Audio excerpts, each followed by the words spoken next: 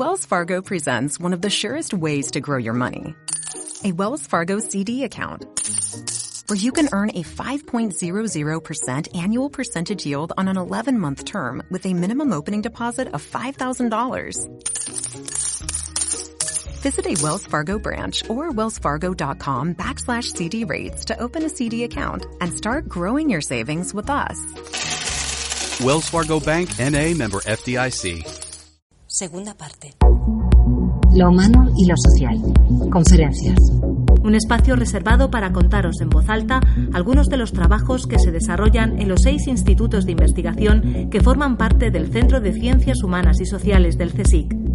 Escuchamos el seminario Chapoteando en una sociedad encenagada, reflexiones sobre el transhumanismo desde la biología, impartida por Emilio Muñoz, en el Instituto de Filosofía del Centro de Ciencias Humanas y Sociales el pasado 8 de mayo de 2018. Comentan Jesús Rey Rocha y Juan Carlos Sanz. Organiza Eulalia Pérez Sedeño. Jesús. Bueno. La verdad que dan ganas de pasar directamente al debate y saltar en el texto. Pero bueno, voy a cumplir con mi cometido. Bueno, voy a empezar leyendo, como bien ha dicho Eulalia antes y ha repetido Emilio, el texto de Juan Carlos Sanz, que lleva por título Peligros de la, entre comillas, máquina inteligente. ¿Hacia un tecnocáncer? Se pregunta. ¿Qué es la inteligencia artificial? La distinción entre lo natural y lo artificial es epistemológicamente problemática, y aunque suele denominarse artificial a cuanto produce el humano de manera planificada, ¿diferenciaría un extraterrestre inteligente la oveja Dolly de, pongamos, un elefante?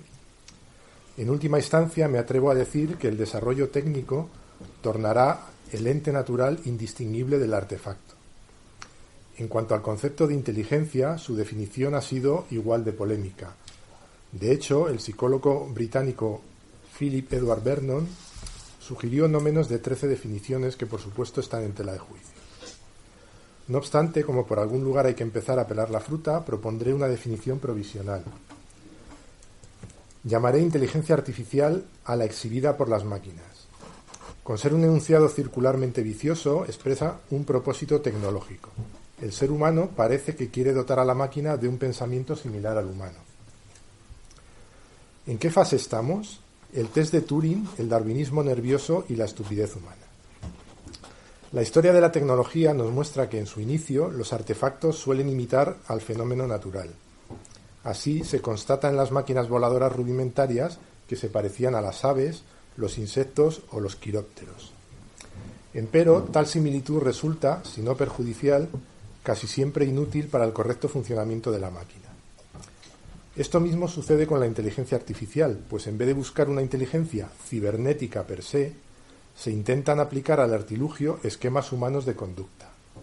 Y eso que las neurociencias están aún lejos de entender cómo el ser humano combina intuición, lógica y emoción, o toma decisiones a partir de informaciones dudosas e incompletas. Sin embargo, se han hecho progresos sustantivos en distintos ámbitos de la inteligencia artificial, desde perspectivas tanto convencionales, para construir máquinas con un razonamiento basado ya en reglas, ya en casos, ya en conductas, ya en redes bayesianas, ya en el Smart Process Management, como computacionales, aprendizaje por la experiencia y redes neuronales. Y así llegamos al test de Turing, cuya capacidad para demarcar las máquinas de los humanos John Rogers Searle, filósofo estadounidense, la impugna. Inevitablemente también viene a la mente el ficticio test de Voigt-Kampff, no sé si lo he pronunciado bien, pero bueno, que aparece por primera vez en la obra ¿Sueñan los androides con ovejas eléctricas?, de Philip K. Dick, y que yo sepa aún no lo ha superado máquina alguna, por más que Google AlphaGo haya vencido al surcoreano Lee Sedol, campeón mundial de Go. Luego me explicaréis qué es esto del Google AlphaGo. Bueno, son los retos estos informáticos que se establecen. En tal sentido, mi admirado Mario Bunge, en Mente y Sociedad, Ensayos Irritantes, señala que una cosa es el ajedrez y otra muy distinta la lucha por la vida. Según este epistemólogo, los ordenadores no solo carecen de intuición, sino que están muy lejos de imitar el darwinismo nervioso, del que nos habla el neurocientífico estadounidense David Eagleman en su obra Incógnito, las vidas secretas del cerebro. En este punto cabría citar a Isaac Asimov, que insistía en que mientras ignoremos qué son y cómo funcionan la memoria, la inteligencia y la imaginación, ámbitos en los que aún estamos en pañales, hoy por hoy resulta inviable trasladar tales potencias a otro ser. Permítaseme una pequeña butad. Si cuesta dotar de inteligencia a ciertas personas, y no me refiero a algunas de las dedicadas al quehacer político, cuya mente está perfectamente dotada para funcionar en este sentido, ¿cómo esperamos lograrlo con una máquina? Por otro lado, el matemático español Javier Fresán afirma que durante las demostraciones los sistemas formales permanecen estables, igual que las máquinas en el transcurso de los cálculos, pero nada permite asegurar que la mente viva no sufra modificaciones durante los razonamientos. ¿Serán distinguibles las inteligencias artificial y natural? Probablemente fueron cartesianas las primeras especulaciones sobre la relación entre mente y cuerpo, y eran dualistas los científicos que capitanearon la neurología hasta la primera mitad del siglo XX. Sin embargo, sobre todo desde finales de la Segunda Guerra Mundial, el monismo incorporó el papel principal.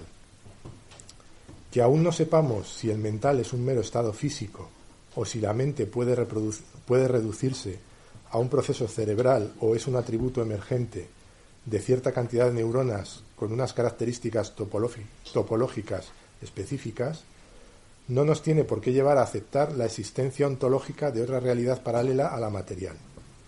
En conexión con lo anterior, aún se debate si la mente reside en el cerebro o en el organismo entero. Al cabo, cuando vemos correr a un guepardo... Esto tiene mucho que ver, sabéis, con el tema de que el microbioma se asocia cada vez más con todas las cuestiones cerebrales. Perdona, sí, no. Era una aclaración. Decía, en conexión con lo anterior, aún se debate si la mente reside en el cerebro o en el organismo entero. Al cabo, cuando vemos correr a un guepardo, no decimos que son sus patas las que se apresuran. Sea como fuere, desde un enfoque monista, y yo soy monista, el autor es monista, la inteligencia es una propiedad de la materia, de determinada cantidad y cualidad de la materia, eso es cierto. De modo que con este punto de vista no veo imposibilidad alguna para la denominada inteligencia artificial, y que ésta, tal cual dijimos más arriba, no acabe siendo indistinguible de la natural. Lograrla es una cuestión de suerte y tiempo. Téngase en consideración que la inteligencia artificial lleva ensayándose unas pocas décadas, mientras que la naturaleza, tras algunos miles de millones de años de evolución y por tanto billones de experimentos, ha ido sorteando pequeños pero incontables escollos que han dado como resultado la inteligencia viva tal como la conocemos. Peligros de la máquina inteligente entre comillas. Son tan caudalosos los ríos de tinta que corren sobre las potenciales ventajas, indudablemente ciertas, de la inteligencia artificial, que prefiero centrarme en sus peligros. El debate que ahora me interesa tiene que ver con el control de lo que denominaré máquina inteligente. Habrá quienes atisben en mis prevenciones una suerte de ludismo, de miedo al desarrollo cultural. El ludismo está porque también en el texto que él me ayudó a corregir, Cataluña, de Barcelona, los del Instituto for Emerging Technologies distinguen a los tecnoprogresistas de los bioconservacionistas y en medio están los ludistas. Ludistas de izquierda o ludistas de derecha, así los titulan. Los ludistas de izquierda están más cerca de la tecnoprogresía y los ludistas de derecha más cerca de la bioconservación. Por eso está ahí Juan Carlos poniendo estas cuestiones, porque evidentemente es un texto que él dice que quiere que publiquemos juntos. Bien, continúo. Decía, habrá quienes atisben en mis prevenciones una suerte de ludismo, de miedo al desarrollo cultural. Se equivocan mucho si así lo juzgan. De hecho, no puedo estar más de acuerdo con Vicente Larraga, parasitólogo español, que el pasado día 23 de abril, durante la presentación en el CIEMAT de la Asociación Española para el Avance de la Ciencia, nos expuso brillantemente que el futuro destruirá modos de producción, pero creará otros nuevos. Uno de los principales cuellos de botella en el entorno de la denominada singularidad tecnológica lo vinculo a la comprensión, o mejor, a la incomprensión, de lo que podría llegar a hacer esa máquina inteligente, sin entrar en cuestiones citadas más arriba y sin duda muy interesantes, tales como si un algoritmo puede superar el test de Turing o si la intuición matemática término por otro lado bastante impreciso, es o no de naturaleza algorítmica. En otras palabras, me sobrecoge el análisis que hace el filósofo sueco Nick Bostrom en Superinteligencia, caminos, peligros, estrategias. Si me permites una pequeña... Nick Bostrom es el que yo menciono bastante porque es el que lanzó toda la reflexión. Un brillante filósofo, en 24 años empezó ya con todas estas cuestiones. Es un hombre que ha tenido mucho impacto mediático, está constantemente en todo. Y tuve la suerte, es mi serendipia, que hace poco, yo no compro mucho La Vanguardia, pero estoy comprando, uno de los últimos ejemplares que compré en abril, tenía un suplemento y venía una entrevista con Nick Bostrom, porque ha vendido otro libro, me imagino, y venía a presentarlo.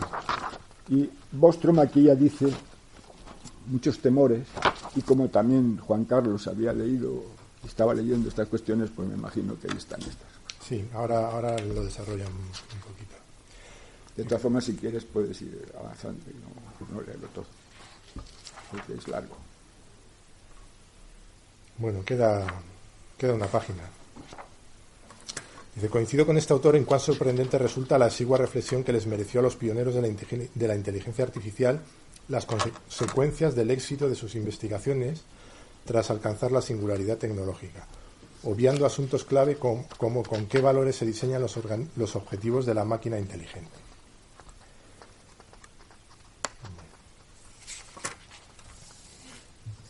No obstante, según mi criterio, el peligro más inmediato no es una máquina competente para suplantar a las personas en aquellas tareas consideradas intelectualmente superiores, sino una que adquiera habilidades autopoyéticas, una suerte de código genético capaz de insertarse en todo un linaje de máquinas. Y me estoy refiriendo no solo ni principalmente a la autoduplicación, sino a la autoprogramación, en virtud de la cual un software decidiera programar otro más complejo, con mayor potencia y eficacia para conseguir sus objetivos y evitar su eliminación o desconexión. Es decir, una suerte de oncovirus apto para adueñarse de los dispositivos de fabricación y de los sistemas logísticos humanos. La situación no es tan de ciencia ficción como se puede imaginar.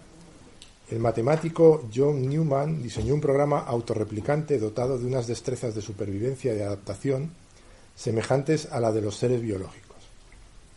También están los autómatas celulares de Chow y Regia, Investigación y Ciencia, de octubre de 2001.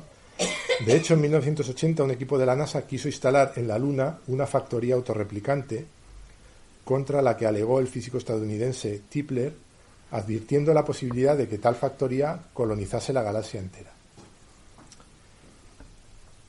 Así pues, nos sorprende que a instancias de la Cámara de los Lores británica se esté organizando una cumbre mundial en Londres para fijar un marco común para el desarrollo ético de la inteligencia artificial.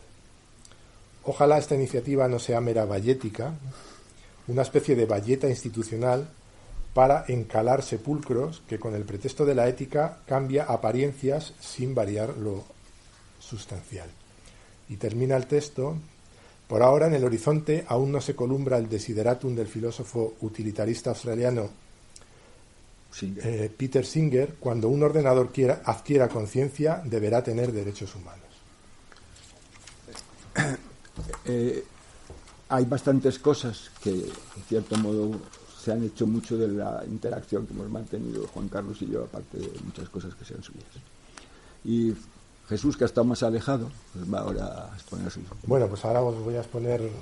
Voy a intentar recortar un poco también para dejar más espacio para el debate, la discusión, si os parece. Además, me vais a perdonar que en algunos momentos me pare, porque muchas de las cosas que tenía en mi texto, como yo suponía, ya las ha reflejado Emilio, entonces me las voy a saltar. Entonces, perdonadme si hay alguna inconsistencia a lo largo de la lectura.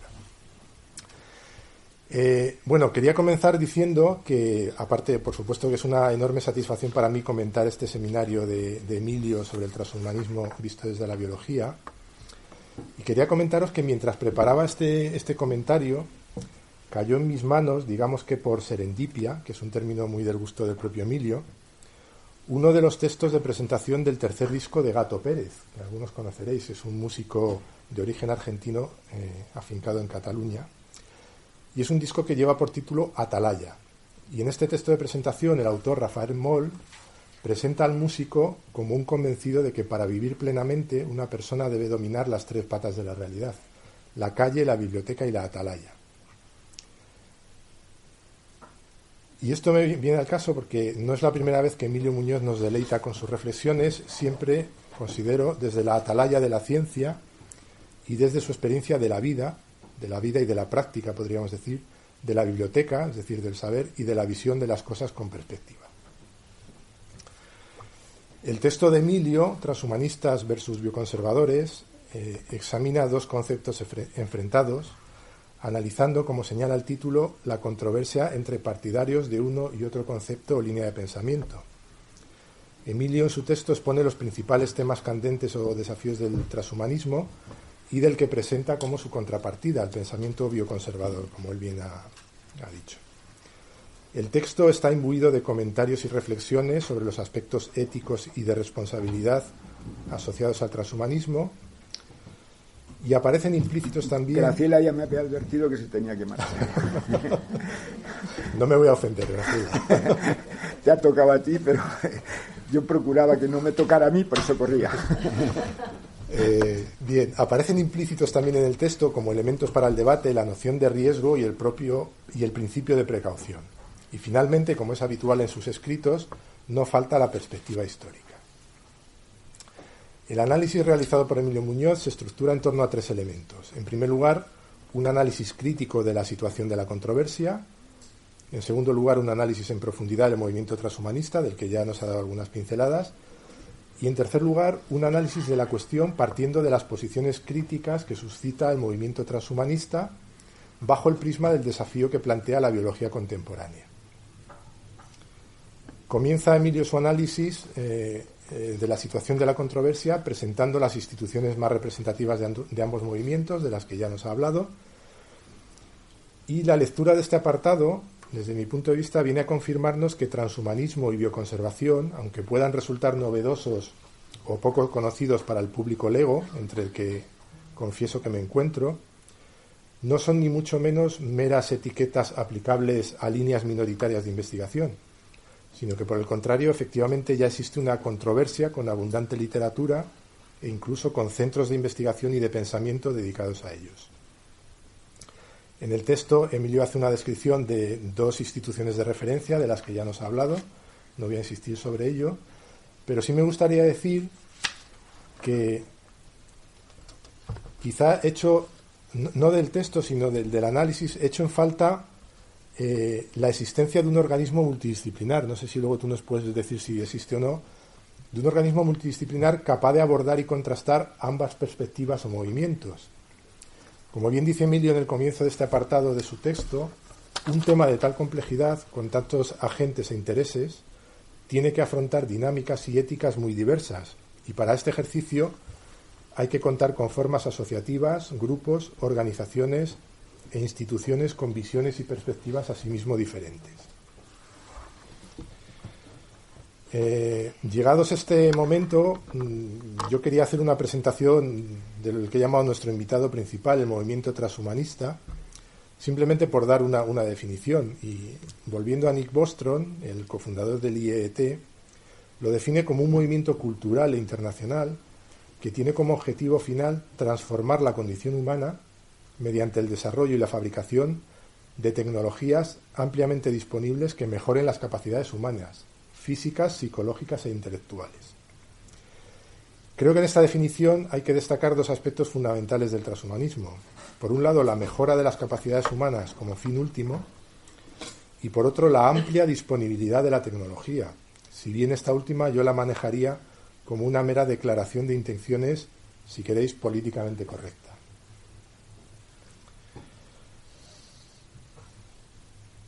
Presenta Emilio en su texto dos definiciones más, ofrecidas en la Declaración Transhumanista elaborada en 1999 por la Asociación Mundial de Transhumanistas. Es que una de las cosas que decidieron los éticos era que o se unían o no tenían mucho futuro. Y por eso crearon una asociación internacional. La World Transhumanist Association. Esto está el atazo bastante. Sí. Vale. No voy a leer las dos definiciones, las tenía aquí escritas, pero sí que después de leer las dos definiciones, cabe observar que el transhumanismo, en primer lugar, según se recogen las definiciones, como digo, no estudia la posibilidad y deseabilidad de mejorar la condición humana, sino que la afirma directamente. Y por otro lado, y puede proporcionarnos, aunque solo sea un atisbo de tranquilidad, que no se olvide del estudio, ahora sí estudio, de las implicaciones éticas del desarrollo y empleo de las tecnologías. Es decir, el transhumanismo afirma la posibilidad de mejorar la condición humana y declara interesado en estudiar las implicaciones éticas del desarrollo y empleo de las tecnologías para este mejoramiento. Afirma Emilio también en su texto que la evolución es un concepto conectado e incluso fuertemente arraigado con el transhumanismo y evolución. De modo que el transhumanismo ha seguido una trayectoria evolutiva buscando la supervivencia y utilizando para ello la adaptación a contextos y entornos que han sido todo menos fáciles. Camino que, según afirma Emilio, ha dado lugar a dos tipos o especies, una de carácter biológico evolutivo, en la que se anticipan preocupaciones éticas, y otra especie, filosófica, tecnófila y futuróloga, sin preocupaciones éticas evidentes.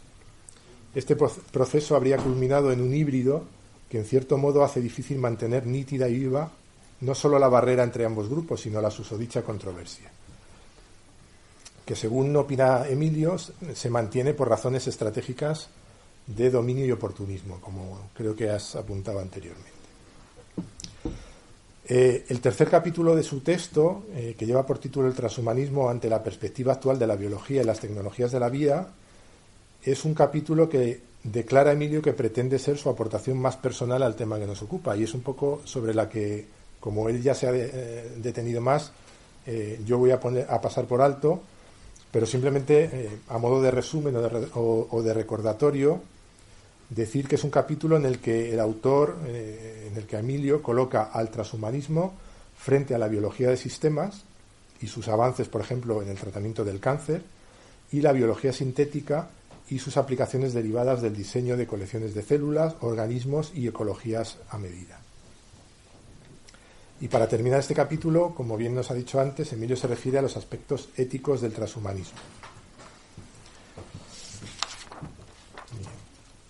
Mención especial merece en el texto de Emilio Muñoz este tema, el del mejoramiento de los seres humanos, bajo cuyo epígrafe se identifican la detención o prevención del envejecimiento y el alejamiento o desaparición de la muerte como algunos de los objetivos más llamativos del transhumanismo radical.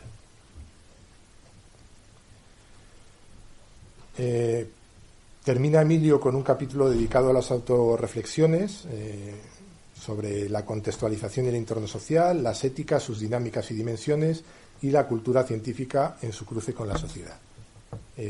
Una vez más no me voy a detener porque creo que él ya ha comentado suficientemente. Y quería terminar, son muchas las reflexiones que suscita el tema y que suscita el texto de Emilio Muñoz, reflexiones, incertidumbres y yo me atrevería a decir que incluso temores. Algunas tienen que ver con las características del futuro que se deriva de la concepción transhumanista, algunas de las cuales tenemos más asumidas de lo que creemos. Y me gustaría citar solo 3 de las múltiples reflexiones e incertidumbres que a mí me ha generado la lectura de este texto. En primer lugar, lo que tiene que ver con el alejamiento de la naturaleza. Me pregunto hasta dónde llegaremos. Nos puede parecer un futuro espeluznante, pero de hecho ya está ocurriendo. Hay cosas tan obvias o no como que ya no vemos las estrellas, que el horizonte ya no tiene relevancia para multitud de personas, que muchas no hemos visto o no han visto jamás un animal en estado salvaje, y lo más que han visto es un animal urbanizado. Finalmente caminamos cada vez más hacia la virtualidad, hacia la realidad virtual, que no deja de ser una antítesis, una paradoja. No solo a través de las tecnologías de pantalla, como videojuegos o aplicaciones de realidad virtual, sino incluso en aspectos como la alimentación. Y me pongo, por ejemplo, el de la carne artificial que se está desarrollando ahora. Y me plantea la pregunta de hasta qué punto nos conduce el transhumanismo o sus consecuencias a la artificialidad exclusiva, a una suerte de artificialismo en un mundo donde el entorno será diseñado y construido por robots o por la especie sucesora de Homo sapiens. ¿Llegará incluso un futuro en que podamos prescindir del resto de los seres vivos? Por otro lado, otro tema que me plantea cierta inquietud es el de la inmovilidad física y mental del ser humano. Bien es cierto que el desarrollo tecnológico nos presenta un futuro con una mayor longevidad, mejor salud, mejor transporte, etcétera, etcétera, pero paralelamente nos está conduciendo a una inmovilización. De modo que muchas de las tecnologías han venido no solo para facilitarnos las cosas, sino para sustituirnos en su ejecución. Piénsese en el GPS, muchas de las aplicaciones para el smartphone o algunos elementos tecnológicos de los automóviles que lo único que hacen es que no tengamos que movernos ni pensar para ejecutar según qué tareas. Yuval Noah Harari, en su bestseller que muchos habréis leído, nos presenta a Homo Deus como una especie sucesora de Homo sapiens. Y yo me pregunto si quizá hacia donde nos dirigimos, al menos como estadio intermedio en nuestra evolución, es hacia Homo immobilis. Y bueno, eso sería otra reflexión. Y por otro lado, como tercera y última reflexión, el desprendimiento de la privacidad. Caminamos irremediablemente hacia la pérdida de nuestra privacidad. El dispositivo que nos acompaña día y noche y que se está convirtiendo en una parte consustancial de nuestro propio ser es una prolongación material de nuestra persona, nos permite comunicarnos mediante el intercambio voluntario de información, pero paralelamente se ha convertido en un infatigable emisor de datos sobre nuestra persona y sobre nuestras actividades. Y termino ya diciendo que quizá me deje en el tintero alguna característica, sin duda, todo lo que tiene que ver con la salud, el envejecimiento que hemos hablado, pero creo que lo importante es que estos tres ejemplos de consecuencias tecnológicas tienen algo en común, que es su accesibilidad para el gran público, incluso su gratuidad en muchos casos. Gratuidad engañosa, como bien sabemos, ya que la pagamos con creces mediante la cesión graciosa de información sobre nosotros mismos. Sin embargo, muchas otras de las promesas tecnológicas que nos presenta el transhumanismo puedan quizá estar disponibles únicamente para las élites. Entonces quizá cabría plantearse cómo será un futuro en el que la amortalidad, la ausencia de enfermedad y dolor fuera patrimonio únicamente de las élites. Y finalmente, ¿el transhumanismo estará indisolublemente asociado a la desigualdad?